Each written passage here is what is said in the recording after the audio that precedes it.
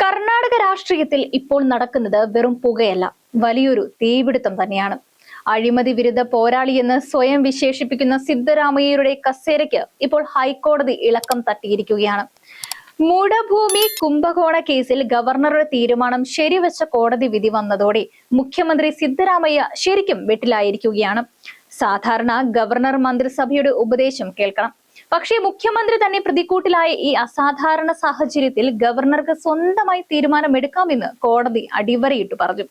അതായത് സിദ്ധരാമയ്യയുടെ വാദങ്ങൾ ഓരോന്നോരോന്നായി കോടതി ചവറ്റുകുട്ടയിലേക്ക് എറിഞ്ഞു. മൂഢഭൂമി കുംഭകോണ കേസിൽ കർണാടക മുഖ്യമന്ത്രി സിദ്ധരാമയ്യ തന്നെ പ്രോസിക്യൂട്ട് ചെയ്യാൻ അനുമതി നൽകിയ ഗവർണർ താവർചന്ദ് ഗ്ലോഹട്ടിന്റെ തീരുമാനത്തെ ചോദ്യം ചെയ്തുള്ള ഹർജി കർണാടക ഹൈക്കോടതി തള്ളുകയായിരുന്നു. ഗവർണർ മനസ്സിരുത്തിയെടുത്ത തീരുമാനമാണെന്നും നടപടികളിൽ തെറ്റില്ലെന്നും ജസ്റ്റിസ് എം നാഗപ്രസന്നയുടെ നേതൃത്വത്തിലുള്ള ബെഞ്ച് പറഞ്ഞു. കേസിലെ വസ്തുതകളിൽ അന്വേഷണം വേണം. ഹർജി തള്ളുന്നു. കോടതി പറഞ്ഞു, സാധാരണ ഗവർണർ മന്ത്രിസഭയുടെ തീരുമാനം അനുസരിച്ചാണ് പ്രവർത്തിക്കേണ്ടത്. എന്നാൽ അസാധാരണ സാഹചര്യത്തിൽ ഗവർണർക്ക് സ്വന്തം നിലയിൽ തീരുമാനിക്കാം. അത്തരമൊരു സാഹചര്യമാണിതെന്ന് കോടതി പറഞ്ഞു. തന്നെ പ്രോസിക്യൂട്ട് ചെയ്യാൻ അനുമതി നൽകിയ ഗവർണറുടെ തീരുമാനം നിയമവിരുദ്ധമെന്നാണ് സിദ്ധരാമയ്യ വാദിച്ചത്.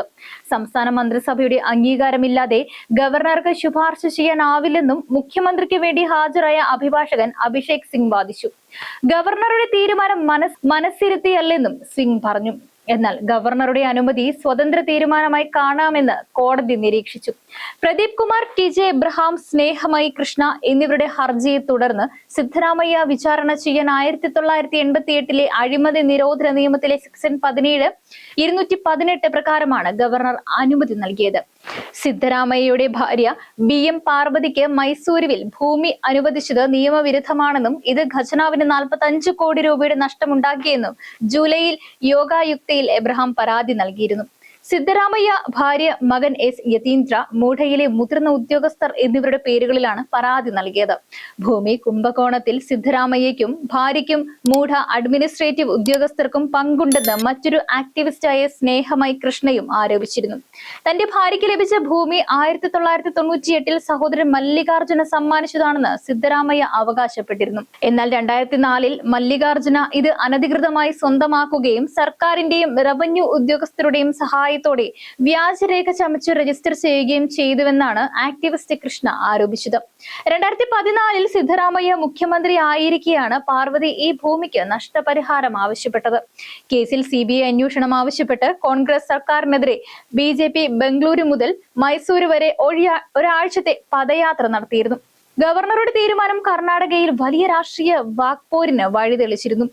താവർചന്ദ് ഗെഹ്ലോട്ട് BJP പ്രതിനിധിയെ പോലെയാണ് പെരുമാറുന്നതെന്നായിരുന്നു സിദ്ധരാമയ്യയുടെ ആരോപണം. ഓഗസ്റ്റ് 17 മുഖ്യമന്ത്രിയെ പ്രോസിക്യൂട്ട് ചെയ്യാൻ ഗവർണർ തീരുമാനമെടുത്തത്. ഈ കോടതി വിധി കർണാടക കോൺഗ്രസ് സർക്കാരിനെ പ്രതിരോധത്തിലാക്കിയിരിക്കുകയാണ്. ഗവർണർ BJPയുടെ പ്രതിനിധിയെ പോലെ പെരുമാറുന്നു എന്നായിരുന്നു സിദ്ധരാമയ്യയുടെ ആക്ഷേപം. ഇതിനോടകം തന്നെ BJP വലിയ പ്രതിഷേധ പരിപാടികളും പദയാത്രകളും സംഘടിപ്പിച്ചു കഴിഞ്ഞു. സിദ്ധരാമയ്യയുടെ രാജി ആവശ്യപ്പെട്ട് പ്രതിപക്ഷം വരും ദിവസങ്ങളിൽ സമരം ശക്തമാക്കുമെന്നുറപ്പാണ്. അവതാരകൻ, കർണാടക രാഷ്ട്രീയത്തിൽ വലിയ മാറ്റങ്ങൾക്ക് ഈ വിധി വഴിതെളിക്കുമോ? സിദ്ധരാമയ്യ മുഖ്യമന്ത്രി പദം രാജിവെക്കേണ്ടി വരും എന്നതിലേക്ക് ഉറ്റുനോക്കുകയാണ് രാജ്യം.